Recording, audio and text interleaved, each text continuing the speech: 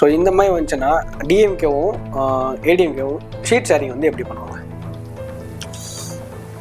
யூஸ்வலாக இப்போ ரெண்டு கட்சிக்குமே இப்போ புதுசாக வர கட்சி வந்து எந்த மாதிரி கொடுக்கணும்னு நினைக்கிறீங்க? இல்லை, அதுதான் இப்போ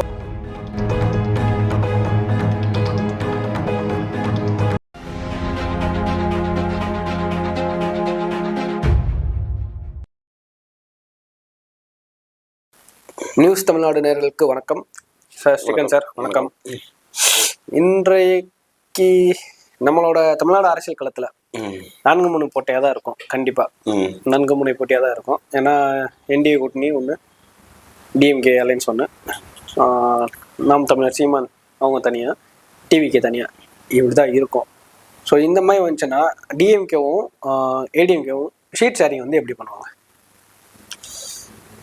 யூஸ்வலாக இப்போ ரெண்டு கட்சிக்குமே வந்து இந்த எலெக்ஷனை பொறுத்தளவுக்கு பெரிய சேஞ்சஸ் ஒன்றும் இல்லை. ஆஸ் யூஷுவல் கூட்டணி அப்படியே தான் இருக்கு.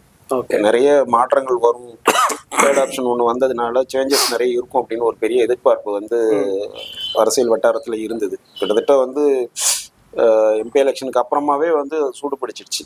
சேஞ்சஸ் ஆகும், அணிகள் மாறுறதுக்கு வாய்ப்புகள் இருக்கு அப்படின்னு ஒரு இது இருந்தது. பட் என்டிஏ கூட்டணியிலேருந்து அப்படிதான் இருந்தது. ஏன்னா என்டிஏ கூட்டணியிலேருந்து நிறைய டிடிவி வெளியில வந்ததா இருக்கட்டும், பாமக வெளியில வந்ததா இருக்கட்டும், தேமுதிக வெளியில வந்ததா இருக்கட்டும், அவங்கெல்லாம் வெளியில ஒர்க் அவுட் பண்ணாங்க. அப்போ ஒரு சேஞ்சஸ் இருக்க போகுது, நடக்க போகுது. அப்போ தேர்ட் ஆப்ஷன் வந்து ஒரு பெரிய ஸ்ட்ராங்கான ஒரு கூட்டணியா மாறப்போகுதுங்கிற ஒரு எக்ஸ்பெக்டேஷன் நிறைய இருந்தது. பட் ஸ்டில் இப்போ இன்னைக்கு நிலவரங்கள் பார்க்கும்போது சேஞ்சஸ் ஒன்றும் இல்லை. அகைன் திருப்பி எல்லாருமே என்டிஏக்கு போயிட்டாங்க. டிஎம்கே பொறுத்த அளவுக்கு வந்து அவங்க கிட்ட கூட்டணி அப்படியே தான் இருக்கு, எந்த சேதாரமும் இல்லாம. சின்ன சின்ன குழப்பங்கள் அப்படி இப்படின்னு ஒரு பேசு பொருள் இருந்தாலும் கூட இன்றைய அளவுலையும் வரையும் மாற்றம் எதுவும் இல்லை. நாளைக்கு மேபி அது சேஞ்சஸ் ஆகுமா ஆகாது தெரியாது. இன்றைய நிலவரப்படி அவங்க அப்படியே தான் இருக்காங்க. இப்போ திமுக போன எலெக்ஷன்ல வந்து பாத்தீங்கன்னா கிட்டத்தட்ட ஒரு 159 சீட்ஸ் கன்வெர்ட் பண்ணாங்கன்னு நினைக்கிறேன். ஓவரால் கூட்டணி 15 டிஎம்கே 75 சீட்ஸ் வந்து கன்வெர்ட் பண்ணாங்க. 66 ஏடிஎம்கே பேலன்ஸ் வந்து கூட்டணி கட்சி பண்ணாங்க. அப்போ இந்த சேஞ்சஸ் வந்து இந்த தடவை நடக்கிறதுக்கான வாய்ப்புகள் ரொம்பவே குறைவு தான். இந்த கூட்டணி இவங்க ஃபார்ம் பண்ண போறாங்க, அவங்க இருக்க போறாங்க. ஆனா இதுல என்னன்னா அந்த ஸ்பாய்லர் கேம்னு ஒண்ணு இருக்குல்ல, அந்த கேம் தான் பிளே பண்ணும் 26 எலெக்ஷனை பொறுத்த அளவுக்கு. அது வந்து ஒரு வாய்ப்பு இருக்கு. அந்த ஸ்பாய்லர் வந்து ஒரே ஒரு கட்சியில இருந்து மட்டும்தான் நடக்கும்னு நம்ம சொல்ல முடியல. கண்டிப்பா ஒரு சில இடங்கள்ல நாம் தமிழர் பண்ணுவாங்க, ஒரு சில இடங்கள்ல டிவிகே பண்றது வாய்ப்புகள் இருக்கு. இப்ப இந்த எல்லா கட்சியிலுமே வந்து புதிய வரவு வந்து ஓட்டை வந்து ஷேர் பண்ண போறாங்க. அப்போ அந்த பெர்சன்டேஜ் இருக்கு இல்லையா, இப்போ 2021 எலெக்ஷன்ல வாங்கின அந்த பெர்சன்டேஜ் ஆஃப் ஓட்டு வந்து இப்ப எல்லா கட்சிக்குமே வந்து குறையும். அது வின்னிங்க பாதிக்கிற அளவுக்கு இருக்குமா இருக்காதாங்கிறது நெக்ஸ்ட் திங். பட் அந்த பெர்சன்டேஜ் வந்து குறையும். அதே மாதிரி தான் இப்போ 4வது போட்டியா இருக்கிற சீமான் அவர்களோட கட்சிக்கும் கூட. ஏன்னா அவங்க ஒரு தனி ஒரு சித்தாந்தத்துல செயல்படுறாங்க இல்லையா. தனிச்சுதான் தான் நிக்கணும், தனிச்சுதான் ஆட்சியை பிடிக்கணும், கூட்டணிங்கிறது கூடாது அப்படின்ற ஒரு ஃபார்முலால போறதுனால போன எலெக்ஷன்ல 21ல அவங்களுக்கு கிடைச்ச அந்த 8.22% இந்த தடவை கிடைக்கிறதுக்கான வாய்ப்புகள் மிக மிக குறைவு தான் இருக்கும்.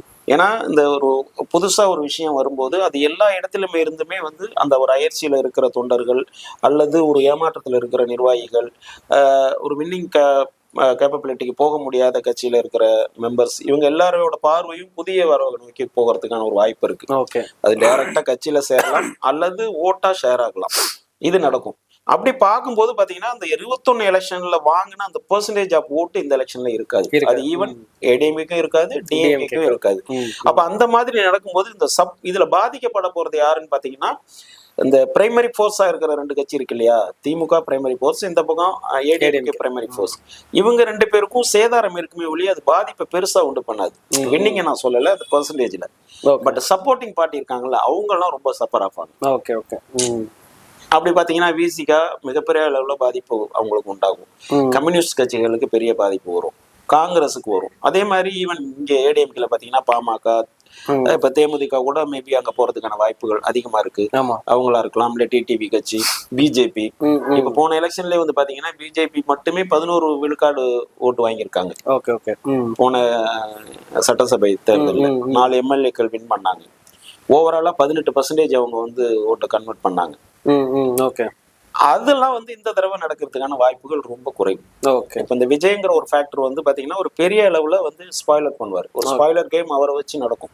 ஓகே. அந்த வகையில வந்து இந்த சீட் கன்வர்ஷன் அப்படிங்கிற ஒரு மேட்டர் கூட வந்து பாத்தீங்கன்னா என்ன பொறுத்த அளவுக்கு லாஸ்ட் எலெக்ஷன்ல இருந்த அளவுக்கு இப்ப இருக்காது. ரெண்டு பேருக்குமே இருக்காது. ஓகே. பிரைமரி ஃபோர்ஸ் சொல்ற ஏடிஎம்கே இருக்காது, டிஎம்கே இருக்காது. அது குறையறதுக்கான வாய்ப்புகள் தான் அதிகமா இருக்கு. இவங்க டிவிக்கு வந்து அவங்க வேட்பாளர் வந்து எந்த மாதிரி சூஸ் பண்ணுவாங்க? டிவிக்கே வந்து ஓவராலா நியூ ஃபேஸஸ் தானே. அங்க வந்து ஒரு எஸ்டாப்ளிஷ் பொலிட்டிஷியன்ஸ் பாத்தீங்கன்னா பெருசா யாருமே கிடையாது. எக்ஸப்ட் 10 பேரை தவிர யாரும் இல்லைன்னு செங்கோட்டையன் அவர்கள். அது பக்கம் பாத்தீங்கன்னா இப்போ லேட்டஸ்டா போன ஜேசிடி பிரபாகர் அவங்க மாதிரி.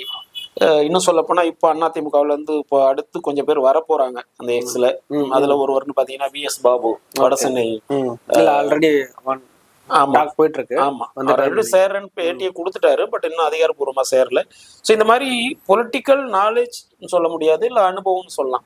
அந்த மாதிரியான பர்சன்ஸ் கொஞ்சம் தான் இருக்காங்க. விசிபிலிட்டி பர்சன்ஸ் கொஞ்சம் தான் இருக்காங்க. மீது எல்லாருமே வந்து புதுசு தான். ஓகே. விஜயில ஆரம்பிச்சு எண்டில் இருக்கிற வர எத்தனை பேரும் புதுசு தான். ஸோ அவங்களோட கேப்பபிலிட்டி, அவங்களோட பவர், இல்ல அவங்களோட என்ன சொல்றது, அவங்களோட இந்த பப்ளிசிட்டி அதெல்லாம் என்னங்கிறது வந்து நமக்கு இப்ப தெரியாது. இந்த எலெக்ஷன் அவங்க கண்டெஸ்ட் பண்ணும்போது தான் அவங்களோட வேல்யூவே நமக்கு புரியும். ஏன்னா ஈவன் விஜயோட வேல்யூவை அந்த பார்ட்டியோட வேல்யூ வந்து இன்னும் அண்டர்ஸ்டட் பார்ட்டின்னு தான் சொல்லக்கூடிய இடத்துல இருக்காங்க. அவங்களுக்கான க்ரௌட் இருக்கு, பப்ளிசிட்டி இருக்கு, பெரிய பாப்புலாரிட்டி இருக்கு, க்ரௌட் இருக்கு, அப்புறம் யங்ஸ்டர்ஸோட ஓட்டு இருக்கு. இப்படிலாம் சொன்னாலும் கூட அவங்க வாங்குற அந்த பர்சன்டேஜ் என்னங்கிறது மிக முக்கியமானது இல்லை. இப்போ நீங்க வந்து இப்போ அந்த பிரைமரி ஃபோர்ஸா வந்து நீங்க ஒரு கவர்மெண்ட் ஃபார்ம் பண்ற அளவுக்கு வரணும்னா குறைந்தபட்சம் 35% ஓட்டை நீங்க கன்வெர்ட் பண்ணி. கண்டிப்பா கண்டிப்பா. அந்த 35% வந்து இவங்க நெருங்குற அளவுக்கு என்னவா இருக்காங்கன்றது இப்ப தெரியாது. அது வாட்டருக்குள்ள இருக்கிற பால் மாதிரி தான், அதை நம்ம சொல்ல முடியாது. ஓகே. இவங்களை பொறுத்த அளவுக்கு அந்த சேதாரம் இருக்கும். இப்போ லாஸ்ட் எலெக்ஷன்ல டிஎம்கே வாங்கின பர்சன்டேஜ் கண்டிப்பா இருக்கும். ஏன்னா 21ல வாங்கின பர்சன்டேஜ் எம்பி எலெக்ஷன்ல 6% குறைஞ்சிருச்சு டிஎம்கே. ஓகே. 21ல 33% வாங்கின ஏடிஎம்கே எம்பி எலெக்ஷன்ல 20% குறைஞ்சிட்டாங்க. அப்ப தேர்ட் ஆப்ஷன் இல்லாத காலத்திலேயே இப்ப தேர்ட் ஆப்ஷன் ஒண்ணு இருக்கும்போது இது இன்னும் குறையறதுக்கு தான் வாய்ப்பு, வெளியே கூடுறதுக்கான வாய்ப்புகள் மிக மிக குறையும். இப்போ உங்க பாயிண்ட்ல இருந்து பார்த்தோம்னா சப்போஸ் ஒரு அன்பேலன்ஸ் ஒரு தொங்கு சட்டமன்றமா வரதுக்கான வாய்ப்புகள் மிக அதிகமா இருக்குன்னு தான் நான் சொல்லுவேன். எப்படி பார்த்தாலும் மிக அதிகமா இருக்கு. ஏன்னா